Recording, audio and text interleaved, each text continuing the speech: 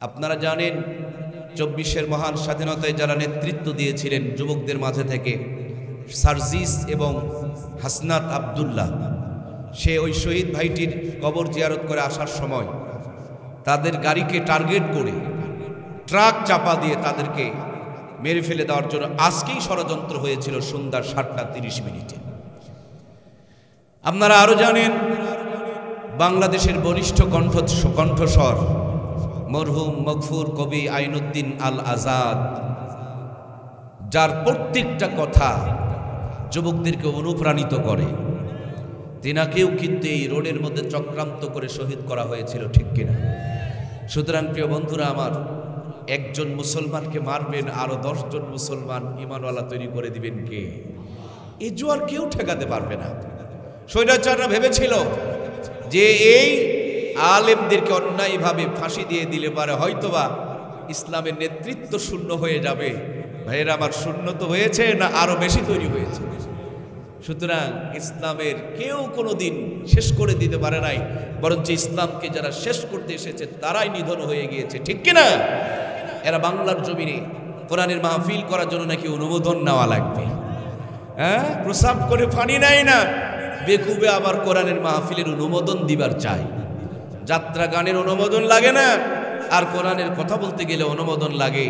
যারা অনুমোদন দিতে চেয়েছিল তাদের নিজেদের অনুমোদন বর্তমানে হারিয়ে গিয়েছে, এটাই ইতিহাস, ঠিক কিনা? এজন্য প্রিয় ভাইয়েরা, সুযোগ পেলেই কোরআনের বিপক্ষে যাব না, আলেমদের বিপক্ষে যাব না, মাদ্রাসা মসজিদের বিপক্ষে যাব না। যদি যাই তাহলে বুঝতে হবে আপনার পতন এবং পতন শুরু হয়েছে। অচিরেই আপনার জন্য নিজের বিপদ নিজেই টেনে আনতেছেন, ঠিক কিনা? এজন্য প্রিয় ভাইয়েরা আমার, সজাগ এবং সচেতন থাকতে হবে। লম্বা কোন আলোচনা নয়, সংক্ষিপ্ত মূল আলোচনা। আজকের বাংলাদেশের শুধু সংকটাপন্ন অবস্থা নয়, এই স্বাধীনতা ২৪-এর স্বাধীনতা, এটাই শুধু স্বাধীনতা নয়, এর পিছনে একটা স্বাধীনতা আছে, স্বৈরাচার এরশাদ চাচার কাছ থেকে স্বাধীন হওয়া। তার পিছনে আর একটা স্বাধীনতা আছে, ওই যে পাকিস্তানের হানাদারদের কাছ থেকে স্বাধীন হওয়া। তার পিছনে আরো একটা স্বাধীনতা আছে, ইস্ট ইন্ডিয়া কোম্পানি নাম দিয়া ব্রিটিশরা যখন আমাদের উপরে জুলুম, অত্যাচার, শোষণ আর নির্যাতন করছিলেন, ওই ব্রিটিশ থেকে স্বাধীন হওয়া। তার মানে আমার প্রিয় ভাইয়েরা, খুব সংক্ষিপ্ত করে বলছে, একটু দিল দিয়া কথাগুলো বোঝার চেষ্টা করবেন। ৮০ বছরের ব্যবধানে এই বাংলার জমিন আমরা ৪ বার স্বাধীন করলাম।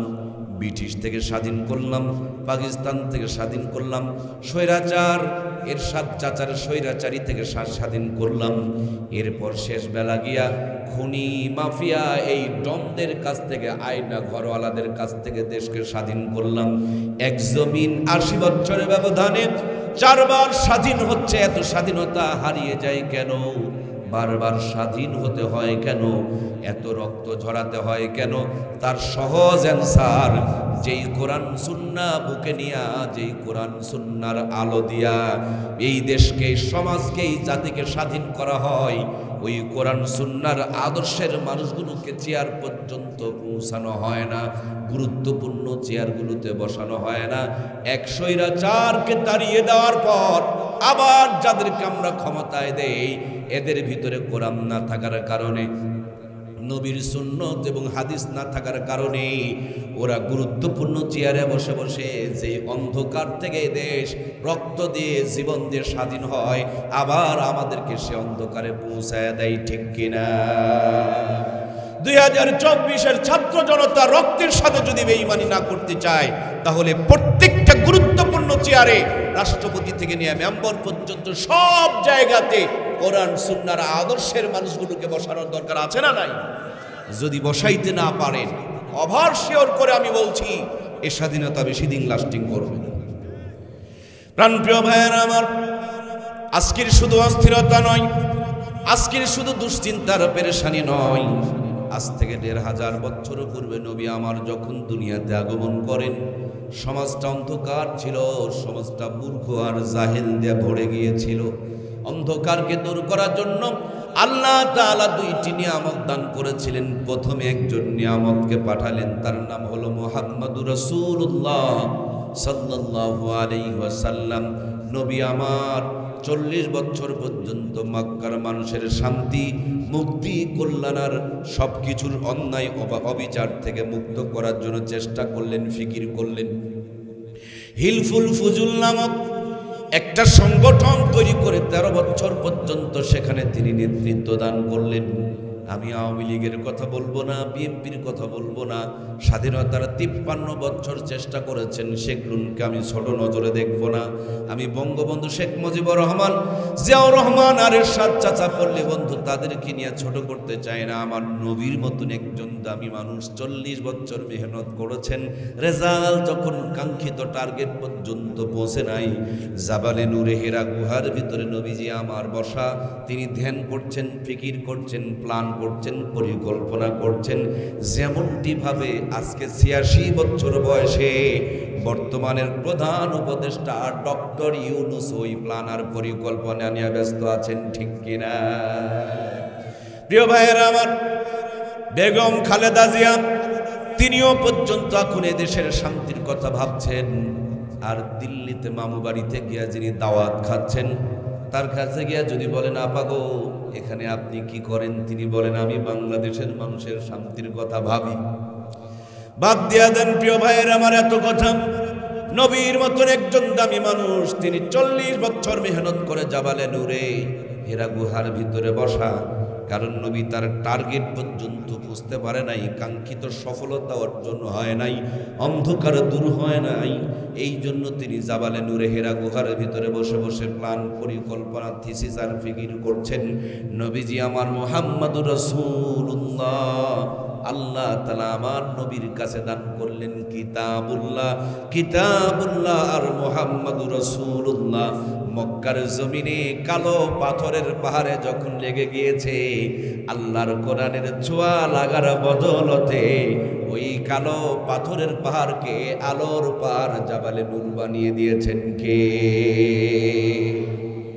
আমার পাশে বসা আজকের প্রধান অতিথি জনাব মুহতারাম আব্দুল্লাহ আল নাসির সাহেব, তিনি হজের খেদমতে দীর্ঘদিন ধরে বাইতুল্লাহর সফর করে আসতেছেন। বাইতুল্লাহর মেহমানদের খেদমতের সৌভাগ্য আল্লাহ দিয়েছেন। প্রিয় ভাইয়ের আমার, মক্কার মদিনার বুকে 2টি পাহাড় কেবলমাত্র লাল, একটা উহুদের পাহাড় যেখানে নবীজি রক্ত ঝরেছে, আর একটা জাবালে নূর যেখানে কোরআনুল কারীম নাজিল হয়েছে। এই কোরআনুল কারীম এমন একটা ম্যাগনেট, এই কোরআনুল কারীম এমন একটা চুম্বক, এই কোরআনুল কারীম এমন একটা পরশ পাথর, এটা যেখানে যেমনি যেভাবে যার সাথে যতটুকু লেগেছে, কোরআনের ছোঁয়া, কোরআনের পরশে আসার কারণে প্রত্যেকটা জিনিসের শান, মান, মর্যাদা আর মর্তবাটুকু বাড়িয়ে দিয়েছেন কে? বন্ধুরা আমার, যুগে যুগে আল্লাহ নবী পাঠিয়েছেন, নবীদের কাছে অলৌকিক মুজিজা দান করেছেন, কিন্তু নবীরা বিদায় নিয়ে চলে গিয়েছেন, তাদের মুজিজাও বিদায় নিয়ে চলে গিয়েছে। তাওরাত নাজিল হয়েছিল, তাওরাতের সুবিধাবাদ জিন্দাবাদের ভেজাল ঢুকিয়ে দিয়েছে, জাবুরেও ঢুকিয়ে দিয়েছে, ইনজিলেও ঢুকিয়ে দিয়েছে, কিন্তু কোরআন এমন একটা নিয়ামত, আজ থেকে 1500 বছর পূর্বে যেমন ছিল এখনো আছে। একটা পথ, একটা মাখরাজ, একটা জের, একটা জবর, একটা তাসদিদের কোনো পরিবর্তন নাই, ঠিক কিনা? এই কোরআনুল কারীম তেলাওয়াত করে কেউ যায় নামাজ পানির উপরে বিছায়া নদী পার হয়েছে, এই কোরআনুল কারীম তেলাওয়াত করে কেউ যায় নামাজকে বাতাসের উপরে বিছাইয়ে দিয়েছে। সেই কোরআনুল কারীম আজও আছে। ওই ঈমান নিয়া আবার যদি কেউ যায় নামাজ পানির উপরে বিছাইতে পারে, বাতাসের উপরে বিছাইতে পারে, আল্লাহ তাআলা এখনো পর্যন্ত যায় নামাজকে নৌকা বানিয়ে দিতে পারে, ঠিক কিনা? প্রাণপ্রিয় ভাইয়েরা আমার, আল্লাহ রাব্বুল আলামিন এই উম্মতের জন্য, এই জাতির জন্য, এই পৃথিবীবাসীর জন্য যতগুলো নিয়ামত দান করেছেন, সবচেয়ে বড় নিয়ামতটুকুর নাম হলো কোরআন। কোরআনুল কারীম আরশে আজিমে ছিল, তার দাম বেড়ে গেল, ফেরেশতা নিয়ে আসলেন, ফেরেশতার সর্দার হয়ে গেল। এই কোরআনুল কারীম যেই পাথরের পাহাড়ে নাজিল হলো, সেটা আলোর পাহাড় হয়ে গেল। এই কোরআনুল কারীম যেই মাসে নাজিল হলো, রমজান মাস 11 মাসের মধ্যে সেরা এবং দামি হয়ে গেল। এই কোরআনুল কারীম যেই রাত্রে নাজিল হলো, লাইলাতুল কদরি খায়রুম মিন আলফি শাহর, একটা রাতের মর্যাদা কোরআন নাজিল হওয়ার কারণে 1000 মাসের চেয়ে উত্তম বানিয়ে দিলেন কে? এই কোরআনুল কারীম যেই কাগজে লেখা হয়েছে, এই পৃথিবীর বুকে এমন কোন মুসলমানের সন্তান নাই কোরআনুল কারীম লেখা কাগজের উপরে পা দিয়া যাইতে পারে। ভাইয়ের আমার, দেখা মাত্র তুলে নেবেন, মুখে চুমো দিবেন, মাথার উপরে নিবেন, কপালে ঠাকাবেন। এই কোরআনুল কারীম যে কভারে লেখা জড়ানো হয়েছে, এই কভারটার দাম বেড়ে গিয়েছে। যেই কাপড়ে পেঁচানো হয়েছে, সেই কাপড়ের ইজ্জত বেড়ে গিয়েছে। যে কাঠের উপরে রেখে পড়া হয়, ওই কাঠটার পর্যন্ত দাম বেড়ে গিয়েছে। সুতরাং বন্ধুর সারমর্ম মূল মেসেজ, এই কোরআন যদি আপনার জীবনে নিতে পারেন, ছেলের জীবনে দিতে পারেন, নাতির জীবনে দিতে পারেন, মেয়ের জীবনে দিতে পারেন, ওভার চ্যালেঞ্জ করে বলতে পারি, ভাঙা ঘরে থাকুক, কুড়া ঘরে থাকুক, আর বেড়া ঘরে থাকুক, আলু ভর্তা দিয়ে খাক আর পান্তা ভাত খাক, যেখানেই থাক, আল্লাহর কোরআনের সাথে থাকলে রহমত আর বরকত নাজিল করবেন কে?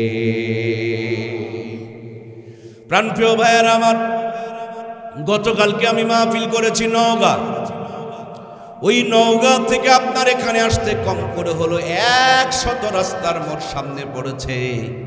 কোথাও যদি ভুল করে অন্যদিকে চলে যেতাম, আমার কিশোরগঞ্জের ভাইয়েরা আপনাদের কাছে আসতে পারতাম। আমি যদি রাস্তা ভুল করে দিনাজপুরের দিকে চলে যেতাম, নীলফামারীর ভাইয়েরা একটু দয়া করে বলুন, তাইলে কি আপনাদের নীলফামারীতে বুঝতাম? অথবা আমার ভাইয়েরা সৈয়দপুর থেকে আসার সময় বড় রোড দেখে, মেন রোড দেখে, সিঙ্গেল রোডে না নেমে যদি আমি ওই দিনাজপুর থেকে, সৈয়দপুর থেকে যে আপনাদের ওই যে রংপুরের রোড, সেদিকেই যদি চলে যেতাম, সত্যি করে বলুন, আপনাদের মাহফিলে কি আমি বুঝতাম? তাহলে আমাকে রোড চিনতে হবে। আর যদি রোড না চিনি, সহজ একটা বুদ্ধি আছে। অ্যান্ড্রয়েড মোবাইল ফোন, স্মার্টফোনগুলোতে এমবি তুলে নিয়ে লোকেশন অফ করে দিয়া লিখে দিতে হবে নওগাঁ টু নীলফামারী, নওগাঁ টু আপনার আমার কিশোরগঞ্জ দেখে একটা সার্চ দিয়ে দিবেন, দেখিয়ে দিবে এত ঘন্টার সময় লাগবে, এত কিলোমিটার দূরে, কত দূর এসেছেন, কত দূর বাকি আছে, কত স্পিডে গাড়ি চলতেছে, ডান দিকের গ্রামের নাম কি, বাম দিকের গ্রামের নাম কি, এখন আপনার করণীয় কি, এখন রওনা করলে কখন গিয়া বুঝবেন, সবগুলো যেমন আপনাকে দেখায়া দিবে। রাস্তা আপনার হারাবে না, পথ আপনার ভুল হবে না। আমাদের সবার বাড়ি জান্নাতে, কারণ বরাব্বা হযরত আদমকে আল্লাহ তাআলা জান্নাতে রেখেছিলেন। ওরই সূত্রে আমরা জান্নাতের নাগরিক। ওই জান্নাত থেকে এসেছি চাকরি, ব্যবসা, দুনিয়াদারি করে, এখান থেকে পরকালের সঞ্চয় হাসিল করে আবার জান্নাতে যেতে হবে। এই জান্নাতে যাওয়ার পথে অনেকগুলো মোড় আছে, অনেকগুলো টার্নিং পয়েন্ট আছে, অনেক জায়গায় ধোঁকা আছে, অনেক জায়গায় ষড়যন্ত্র আছে, অনেক জায়গায় চক্রান্ত আছে, অনেক জায়গায় শয়তানের দোসররা আপনাকে আমাকে ভুল পথ দেখিয়ে ডাকাতি করার জন্য বসে আছে, ঈমান কেড়ে নেওয়ার জন্য আছে, আমল কেড়ে নিয়ে আপনাকে বেঈমান করার জন্য আছে। আপনার রাস্তাটা যেন হারিয়ে না যায়, এই জন্য কোরআনুল কারীম নামক সফটওয়্যারখানা দান করেছেন তিনি কে?